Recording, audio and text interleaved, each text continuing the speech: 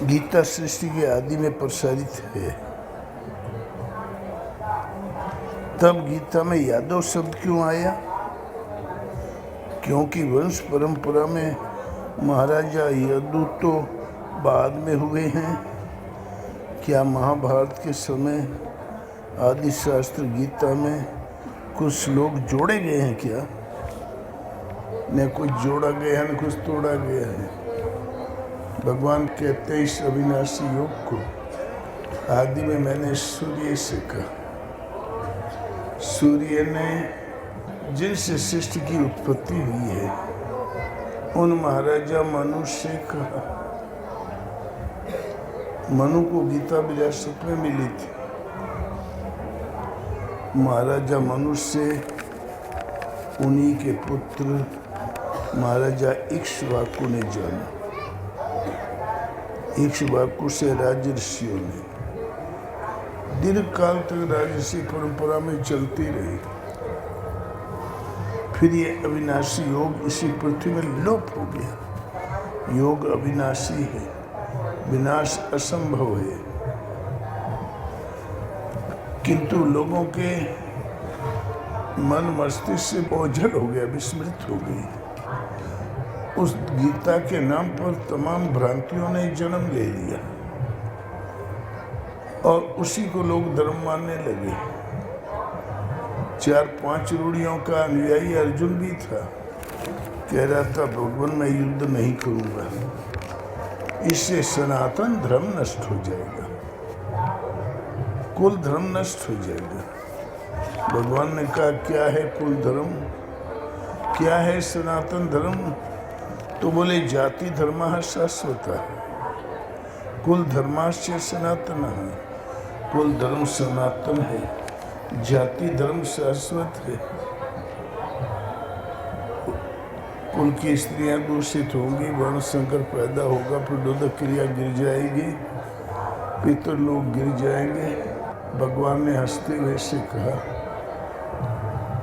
अर्जुन इस विषम स्तर में जिस स्तर की मैं बात कहता हूँ इसकी समानता कर सके ऐसा दुनिया में कुछ भी नहीं है।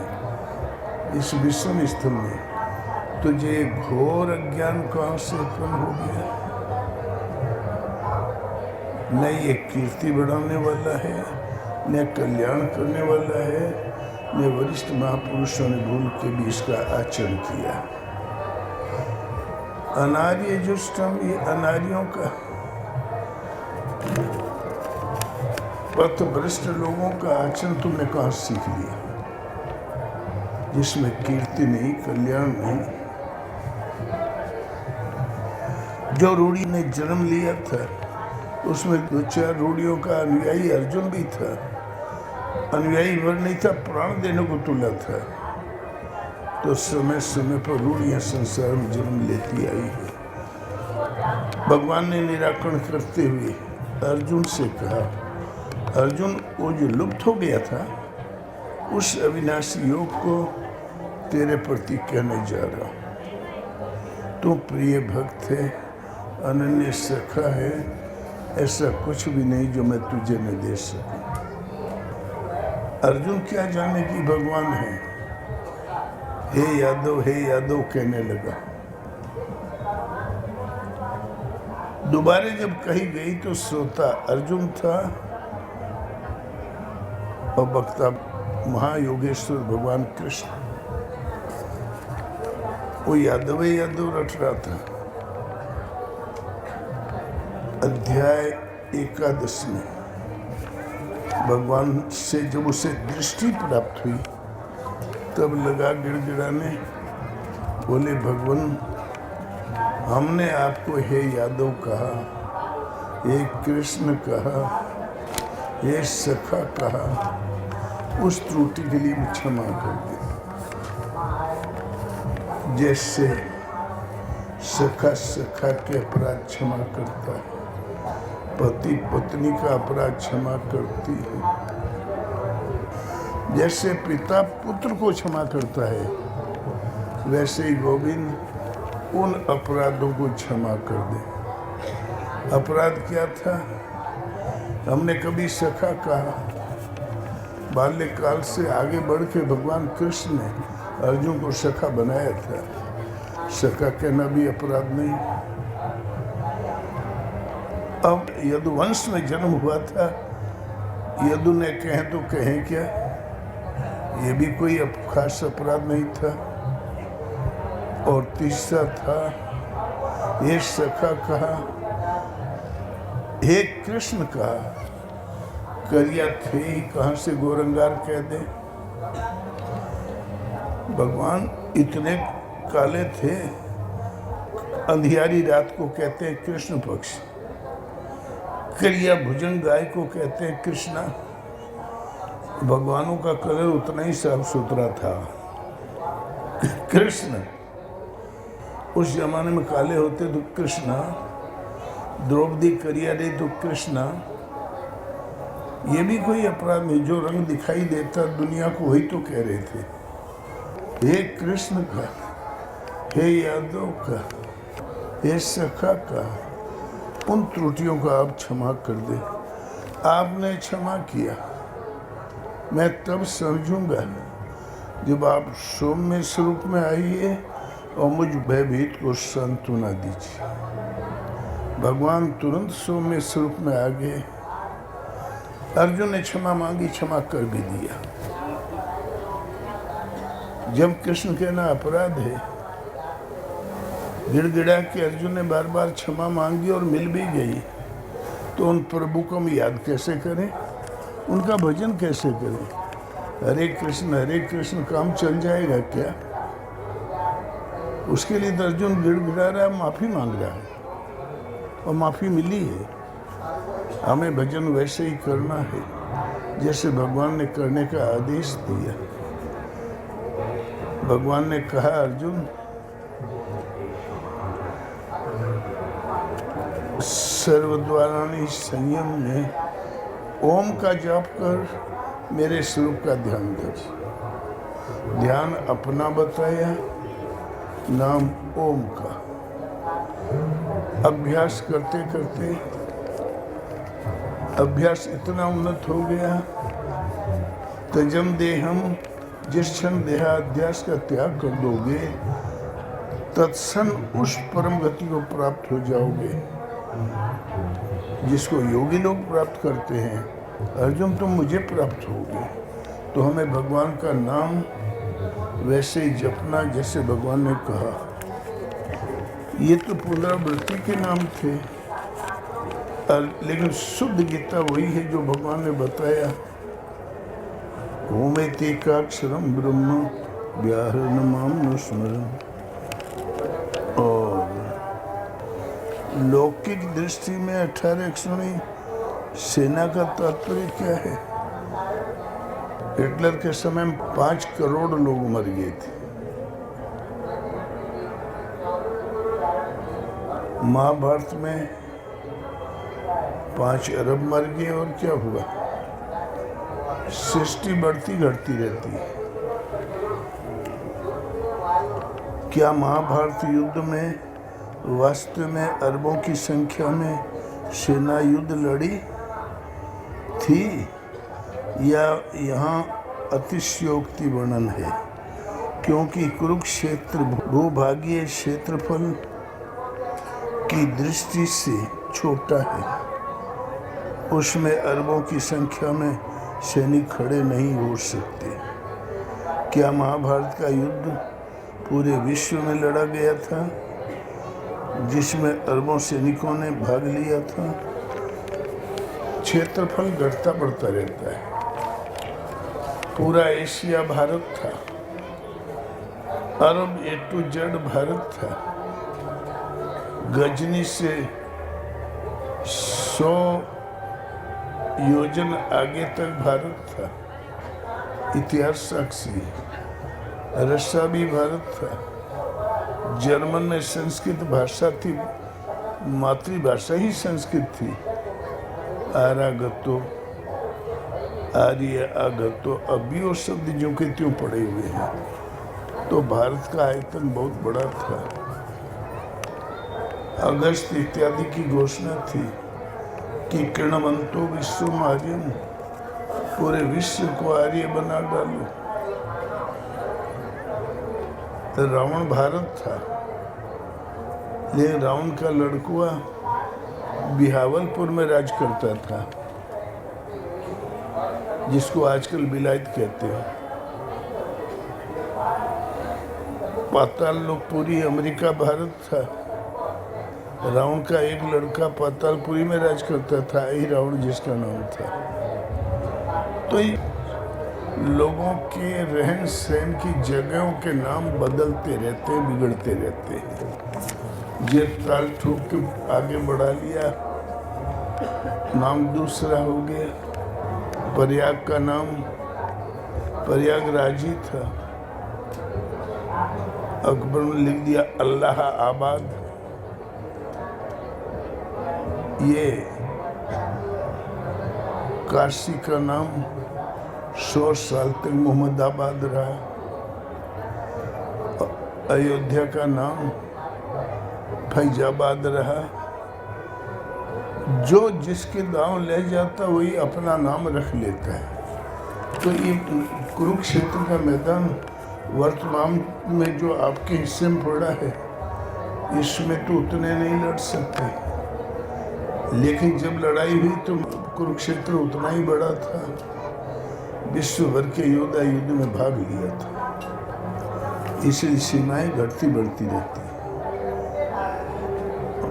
रिसर्च इंटरव्यू में मुझसे पूछा गया था, आदि शंकराचार्य की दृष्टि में गीता निवृत्ति मार्गी का प्रतिपादक ग्रंथ है। आचार्य रामानुजा तथा आचार्य निम्बार्क का विचार है, गीता भक्ति का ही सर्वोच्च स्थान देती है। आचार्य मधुसूदन सरस्वती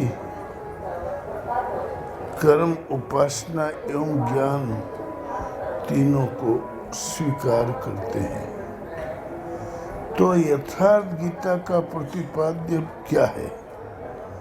ज्ञान है या कर्म है या भक्ति है या तीनों का समन्वय है? तीनों में से कुछ भी नहीं है। ये जो जितने आचार्य भारत में हुए हैं, सब दक्षिण भारत में। आदि शंकराचार्य दक्षिण में कालरी गांव, आचार्य रामानुजाचार्य दक्षिण भारत, आचार्य निम्बार्काचार्य दक्षिण भारत,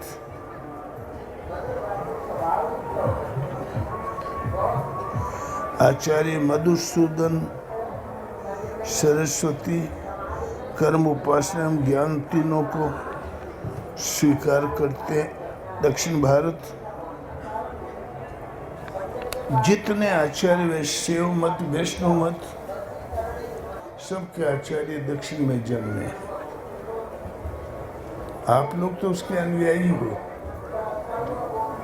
काशी रही होगी विद्या की खान, लेकिन यहाँ से कोई धर्म पारित नहीं हुआ। शैव है काशी, वैष्णव है अयोध्या में, और गणपति कमजोर पड़ गए थे। एक नेता ने समाज को एकजुट करने के लिए गणपति मौर्या का नारा लगा दिया। वो भी डरने में आ गए।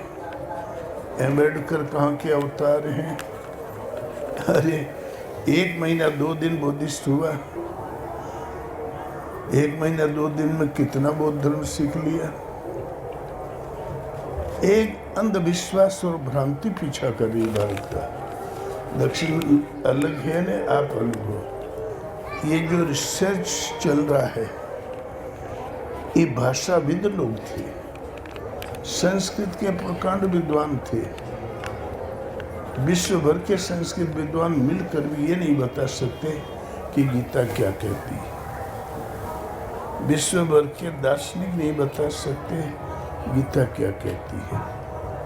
अर्जुन ने यही पूछा था कि भगवान हम गीता को कैसे समझे,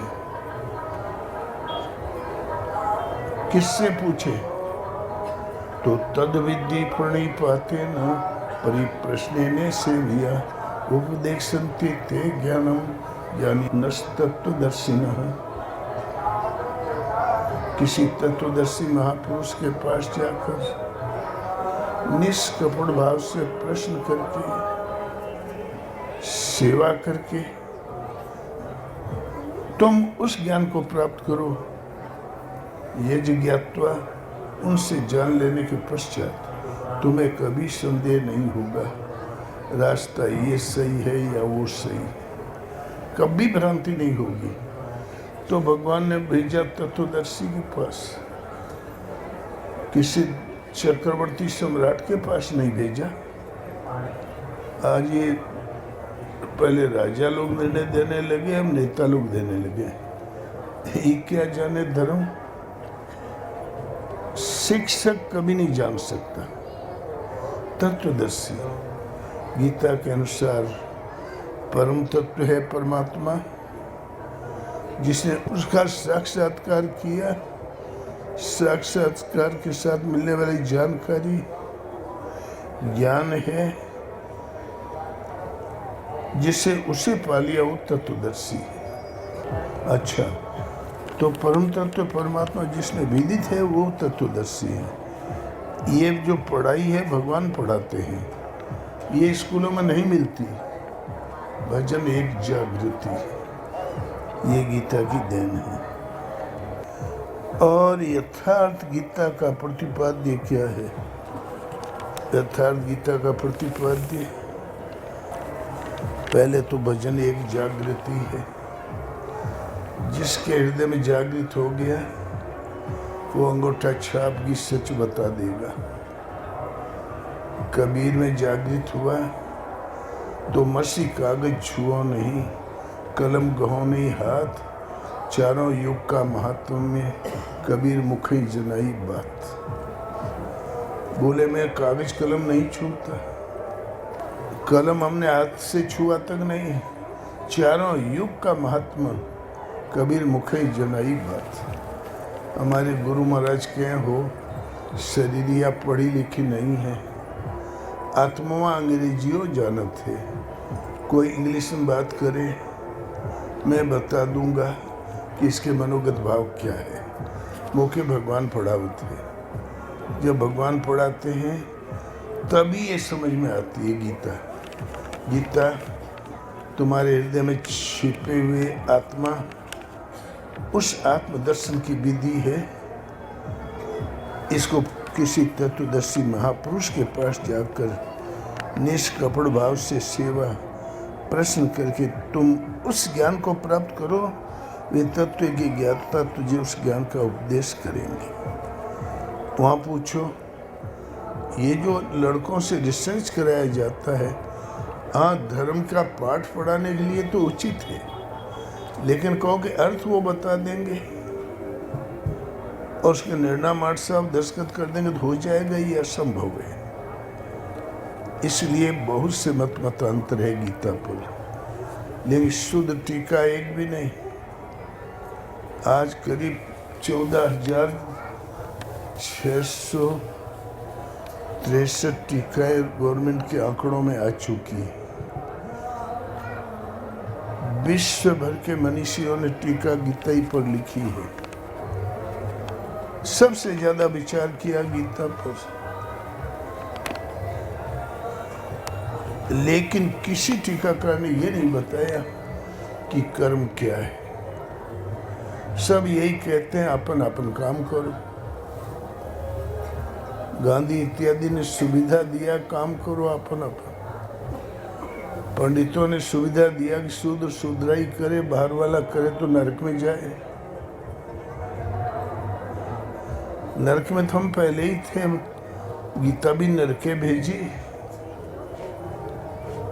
जब गीता नरक भेजती तो हमारे उद्धार का रास्ता कौन बचा है?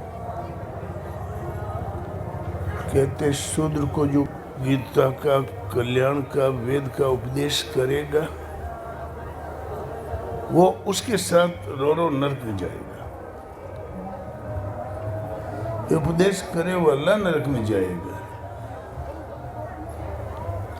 स्मृति अच्छी है, कहीं वेद पाठ होता है और कहीं सुन लिया, शूद्र ने याद हो गया, दोहरा दिया तो जीभ काट लो, ताकि अधर्म में जा रहा था धर्म हो जाए।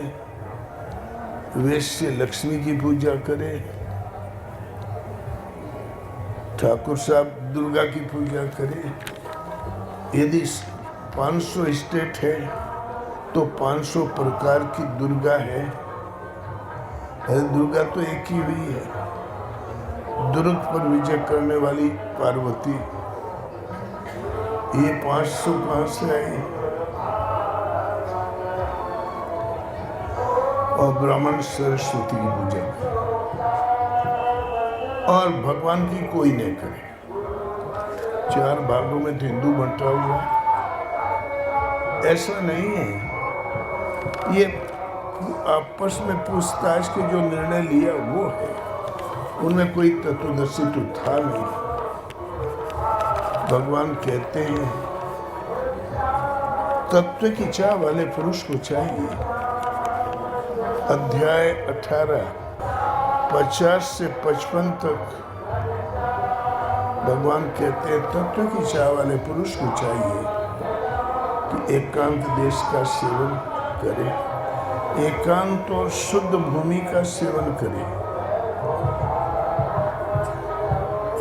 गीतोक्त योग विधि साधना पद्धति को अंतःकरण में धारण करके चित्त को ध्यान में लगावे।